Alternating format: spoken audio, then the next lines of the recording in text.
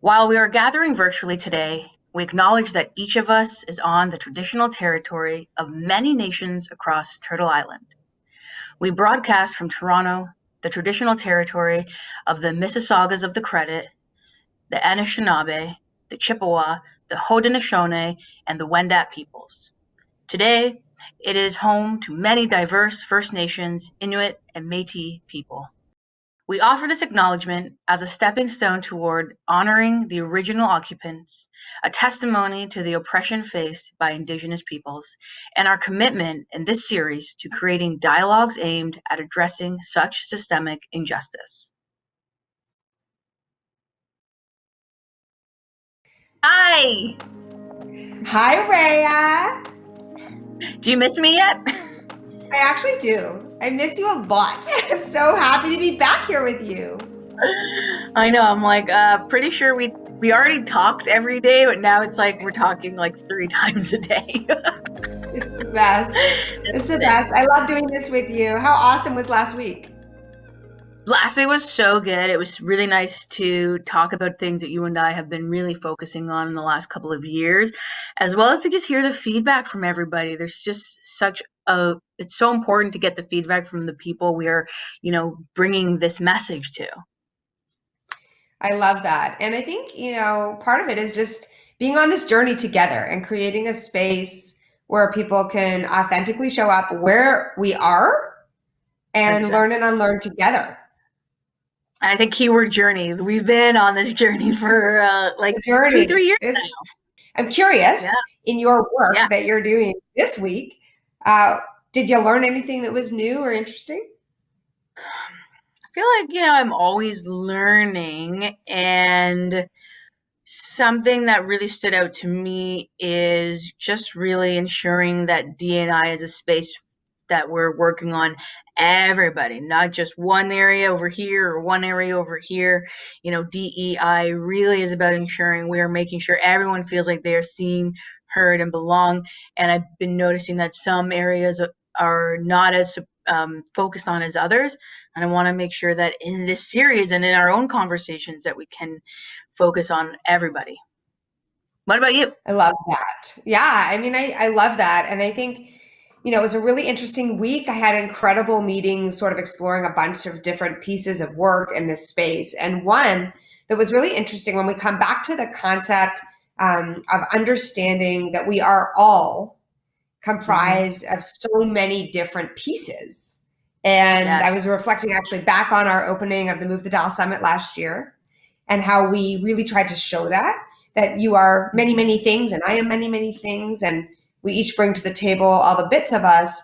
I think lots of folks and companies do really great work with employee resource groups focusing on, their Black folks or their queer folks or their, women identified folks. But we really need to go deeper and understand that there are actually multiple and intersecting identities, and that folks might be suffering or struggling more or more marginalized because of those intersections. I think that is such a great point that we both are kind of aligned on, as we always are, is that I think intersectionality is such a big piece of DEI that I don't want to get lost. Absolutely. And there's, we want to share tips and tricks. And I just shared with the crew, and I will continue to share some amazing resources. And one of them, Dr. Sarah Saska, who I know you know well, who's a leading practitioner in this space. She started a firm called Feminuity. They have put together an incredible piece that really breaks down what the concept intersectionality means. I already love Sarah, so I'm absolutely going to take a look into that. But I was going to say, I was like, listen, we got to get into this amazing show that we have today. And we could talk all day, every day. But since we'll talk probably 2 more times today, let's try and get into this, because we're going to be exploring some great tips, tricks, and tools on how to create an inclusive culture today.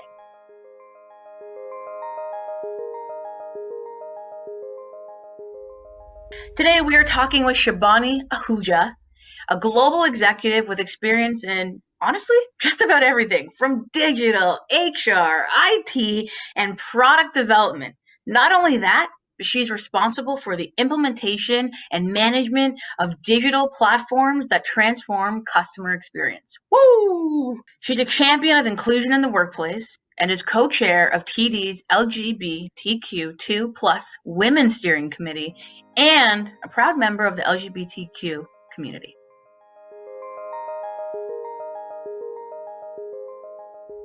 Welcome, Shivani. How are you? Thank you very much. I'm great. Thank you. And you? Thank you for having me. I'm This is a great opportunity. Very excited. It's a pleasure to have you, and thank you for taking the time. We really appreciate it. Let's get right into it. I got question one for you. Creating a genuinely inclusive culture has always been a challenge, and moving everything to remote work adds another layer of complication. What impact does that shift have on diversity and inclusion? It's quite the impact. There's a couple of positives that I want to start with. So one, it's allowed us to widen our talent pool. Whereas before we may have been looking in certain geographies for talent, if we're all virtual, we've got a bit more flexibility there. Or maybe we're looking at near locations that have the same time zones. So that's been a great plus. Another one is there's less worry about accessible travel for our colleagues that may have some challenges coming into a physical location. Another great benefit is we've seen through our participation in events, we've really expanded our participation across our footprint.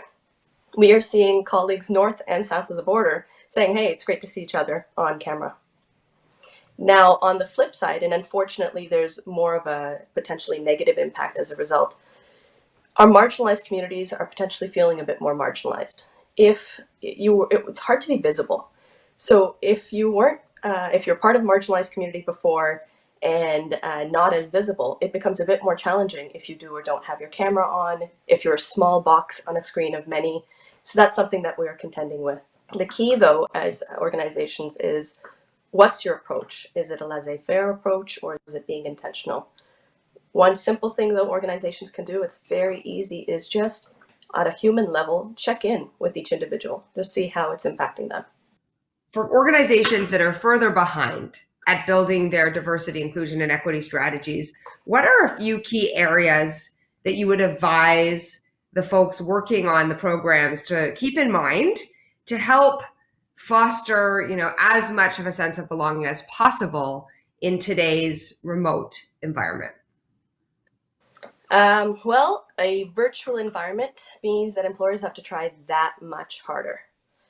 There isn't that opportunity to walk by someone's desk and ask, hey, how are you doing? How's it going? How's your family? How's your weekend? And building that connection or building that bond. It's just, those opportunities just aren't there.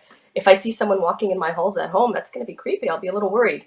So that becomes a bit of a challenge. In the absence of that physical presence, there's missed opportunities for that connection. Start with understanding your colleagues, understanding what it is that they need or want. It's not about executives sitting at a table, opining on or thinking about, I think this is what people need or this is what our colleagues need, but it's actually engaging your colleagues. Get closer to them, co-create with your colleagues, because then it's only further building that sense of togetherness. And then when you've determined what you're going to do, just ensure that you're offering a variety of solutions, because for folks, it's not one size fits all. That social hour, the ones that we've likely been to, many of us have been to, they can get a little exhausting. So add a bit of variety. Inclusion can look in like so many different things. It can be an online social hour. It can be maintaining any of those cultural events that you would maybe have physical. It is rolling out educational sessions, particularly in the areas of diversity and inclusion. But inclusion can also look like helping leaders just know, how do you have that one-on-one? How do you have those deep conversations? How do you just check in? It's all about creating a safe space, open dialogue, and fostering a sense of belonging. The one piece that at TD we are very big on is don't forget the role of an ally. It's oftentimes that marginalized groups are the minority. So let's find that space for allies to get engaged and be that champion and be that voice to bring us all together as well. Absolutely. I really loved what you said about creating a safe space. That's something I'm all about. And our next question is, what would you say are some of the most common blocks that stop companies from their D&I efforts? It always starts at the tone at the top. Does an organization have leadership buy-in? Without leadership buy-in, it becomes very challenging to lift something off the ground. So it's starting there, making sure that you have an organization that's reflective of the communities you serve. It can seem like lip service if an organization is trying to move towards D&I but is not representative of it. Oftentimes, organizations, and this becomes a big obstacle, don't realize that there's actually a business case to diversity and inclusion. It's good for business results. It promotes colleague retention. It promotes talent attraction to the organization. It fosters innovation through diversity of thought. These are all things that go towards great business cases. Another obstacle can be, again, if an organization isn't measuring. What gets measured gets done. But if an organization is not measuring what they're doing, is it really falling through the cracks? Is it hitting the mark? Like, for example, at TD has made a commitment this year that we are going to double the number of Black executives. That representation, that's important, and we've declared it. So we're going to measure it. Other examples of what TD is doing, it's again, putting your money where your mouth is. We have a dedicated sourcing team that is purely focused on diverse communities. So this is a team that goes out and sources diverse talent externally and brings them to TD. We have market leads that are focused on serving the LGBTQ2+ and Indigenous communities. We've rolled out recently, and not so recently, mandatory courses around unconscious bias, about anti-racism, about understanding Black and Indigenous experiences. We have an assistive technologies group that has technology for people with different abilities. We've got a diversity goal for every leader at TD. These are examples of how you can get past those obstacles to make it real and embedded within the DNA of the organization. It's a start. It's not TD, even TD can do more, but it's a start. So we are so delighted you've been here with us today. Just in closing, would love to ask you to share with us, has a North Star value or a new way of thinking about things emerged for you personally as a result of your own lived experience through this pandemic? Oh, yes. Personal learnings. You know what I've learned? I have learned that I am an introvert. I am content. I am happy to be at my desk. I'm happy to be in my home. When it was pre-pandemic time and there was a lot of events that we would go to, I would be wiped. I'd be exhausted. I'd come home after all of these events and need to just take a break. So I've learned that for myself, I am happy as can be in an environment like this. Now, on the flip side, I live with a partner who she is going nuts. She is an extrovert. She needs every podium, every stand you can think of. She needs every crowd and networking opportunity to get that energy and buzz. And what's been just incredible to learn is just how the two of us are coming together. How she, at the end of a day, I now have to find ways to keep her entertained, to keep her amused, to take her somewhere so that we can battle each other. But again, learning about myself, that I am so content. And that's what I've taken away from this is, as I'm speaking to each individual, what is their mind space? I'm asking them questions around, how are you feeling? Are you energized by being at home? Are you depleted by being at home? And it's really giving me insights on the human level to how to connect with individuals, even if it's in a business meeting, if it's a chat that I try to set up.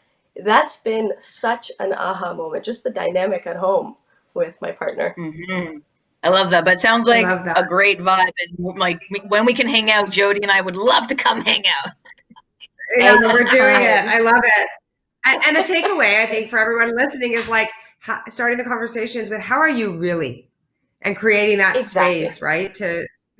Because I can tell you personally, like lately, it's like I'm just real about it. I don't know. Sometimes I'm okay, and mostly I'm not that great. Did you asked? Yeah. But then there's that human to human connection and authenticity that you have been sharing. Well, thank you a million for being with us today. It's so amazing to get to know you. Can't wait to hang, as Rhea said. Thank you so much. My pleasure. Thank you. I am so delighted to welcome today an amazing human, Siobhan Hasfeld-McIntosh. She is the diversity and belonging lead at a company called Shopify, which if you're in Canada, you know, has been really one of our amazing success stories of a unicorn tech company out of Canada. Shav's whole deal is cultivating a super high impact and inclusive environment at Shopify, where she leads a team that supports the organization's diversity and equity initiatives. Shav, we are so honored to have you with us. Thank you so much for being here. How are you doing today? Thank you so much. I'm so excited to be here with you all. I'm doing well today. We know that every day is different, but I'm doing great today. I'm still coming off of that inauguration ceremony glow. Thank you for being here. We know that tech has historically been dominated by white, cisgendered men. Walk me through your experience as a Black woman in tech and what sorts of challenges you have faced. It's so interesting. I hear that question and I'm just like, I cannot wait for the day where we don't have to ask this question anymore, because the experience of all people in all industries is equitable and just.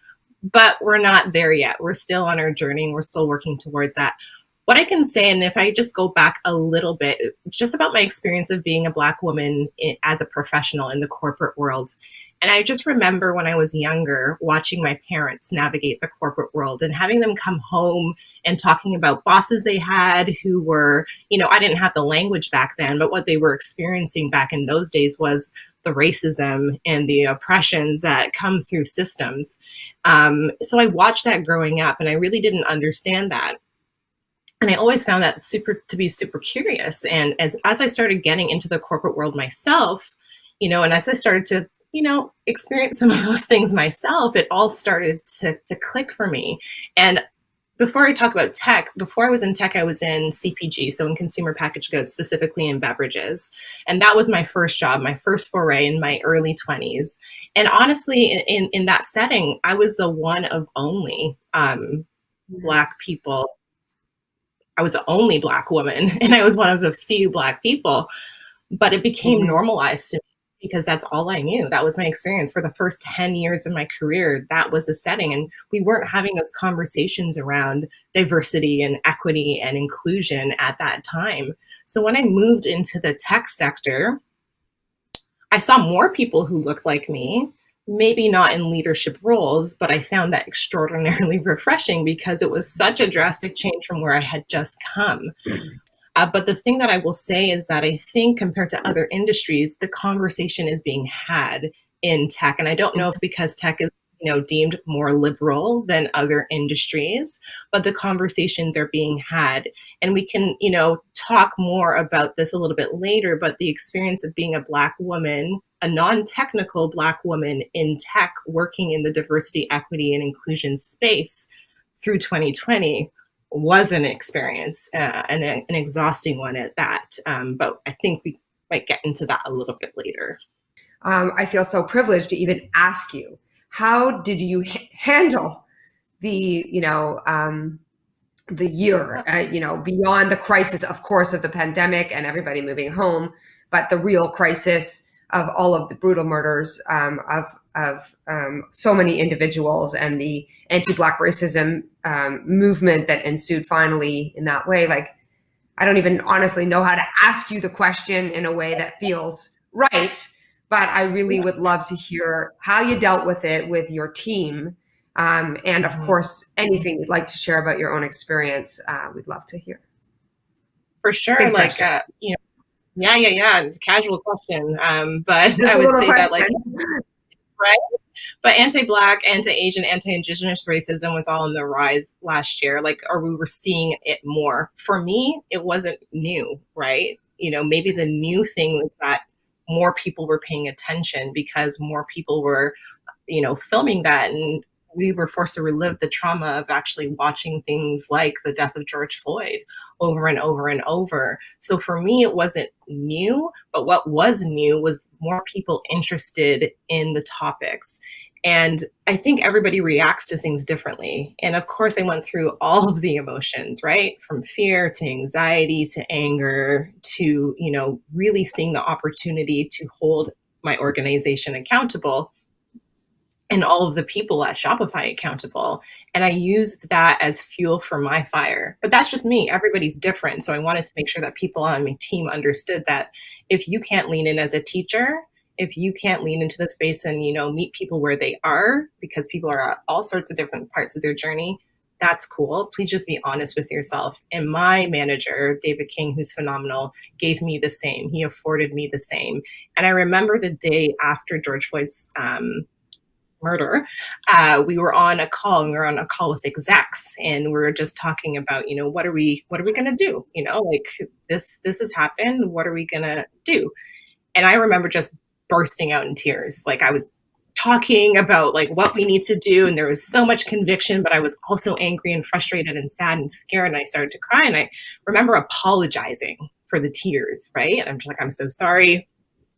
And I remember after the conversation, David King, my boss, was, never apologize for your tears again. That was real, and people need to see the impacts these things have. So I think that I just got through the year. Everywhere. Both of us are like, I got through the year by centering myself first, but I also got through the year because for me, I used it as fuel for the fire. I was ready to go. I was like, let's do this. If it took this, it's all good. We're going to take advantage of this moment, and we're going to take advantage of the energies and the commitments that people have, and we're going to push this work forward. And that's what we did. We really had a renewed energy and vigor around the diversity, equity, and inclusion space. And we really started at the place of, where are people? Let's meet them there, and let's start with education. Let's start with real talk, and then let's start with education, because if you are not educated, you can't be helpful. And we really wanted to make sure that what we were doing was not performative, but it was real.